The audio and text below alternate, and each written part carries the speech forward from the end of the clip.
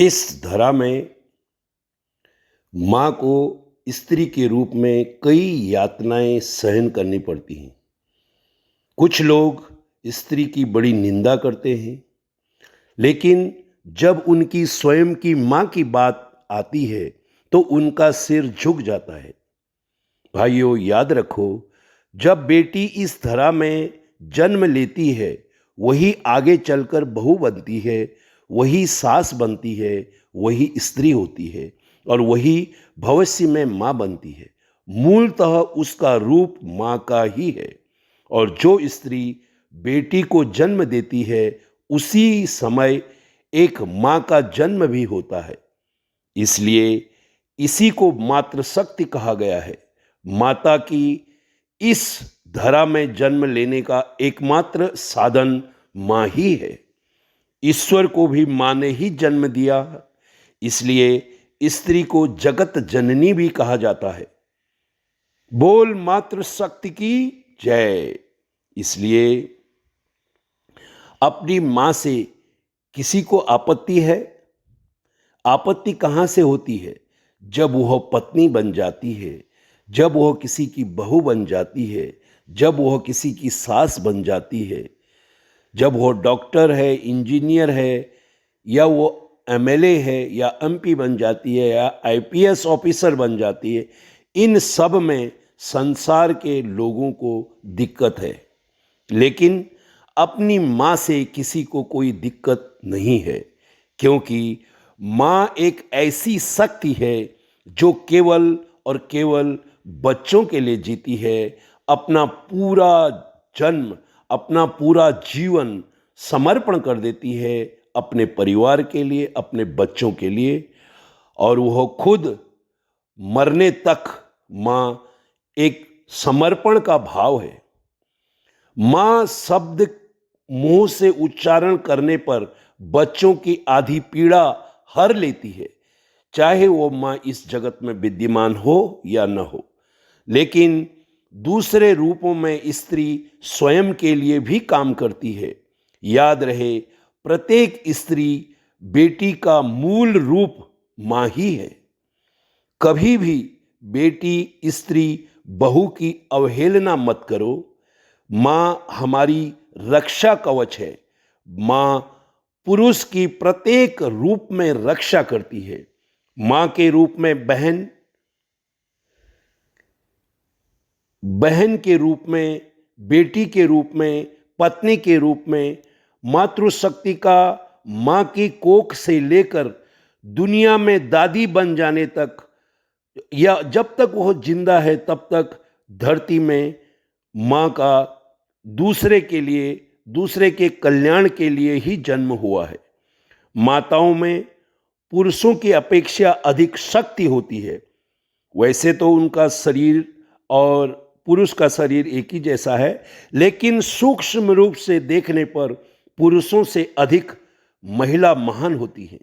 और ये माँ में ये गुण है कि वो धैर्य, धीरज, सहनशीलता, सहिष्णुता, तप, त्याग, ये शक्तियाँ मातृशक्ति को पुरुषों के अपेक्षा कई गुना अधिक बलवान बनाते हैं। यही गुण महिला को मातृशक्ति प्रदान करती है। ये प्राकृतिक सत्य है।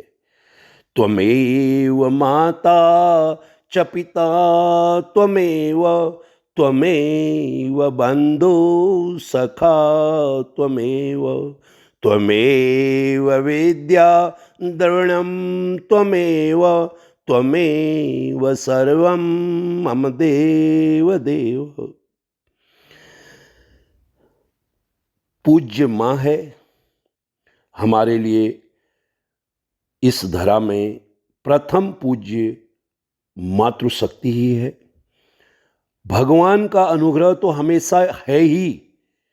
पूरी मातृशक्ति को गौरव देना चाहिए। इस जगत में हर पुरुष को जीवन भर स्त्री का साथ चाहिए, जन्म से मृत्यु तक।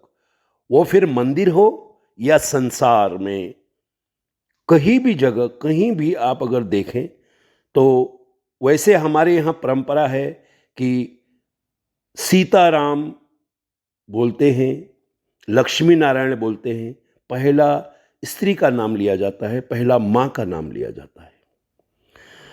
तो सुबह से रात तक मनुष्य को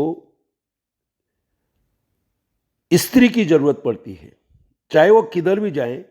मंदिर में अगर सर्वप्रथम वो जाता है तो मंदिर में कृष्ण के साथ राधा, प्रभु राम के साथ सीता, भगवान शंकर के साथ मैया पार्वती। सुबह से रात तक मनुष्य को अपने दैनिक हर कार्य में स्त्री की जरूरत होती है, आवश्यकता होती है।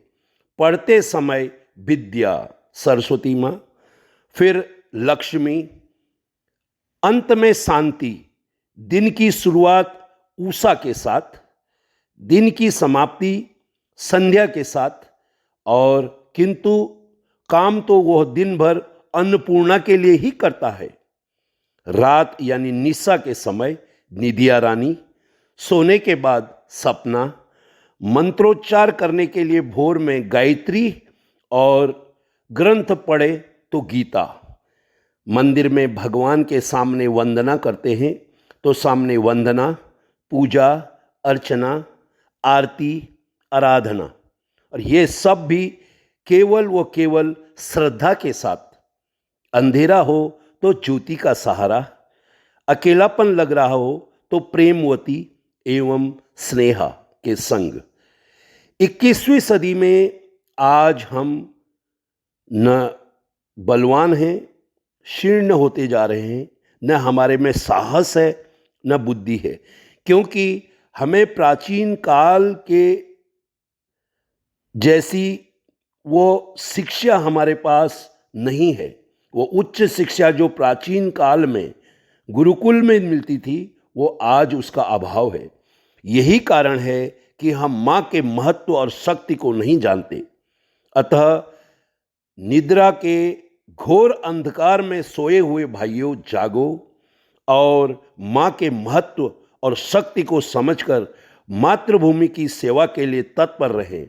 एक बार फिर दुनिया कह उठे, जय मातृशक्ति।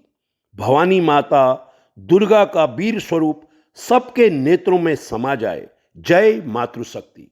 स्वस्थ रहें, मस्त रहें, व्यस्त रहें। इसी कामना के साथ आपसे विदा लेते हुए आपका शुभचिंतक साथी जय।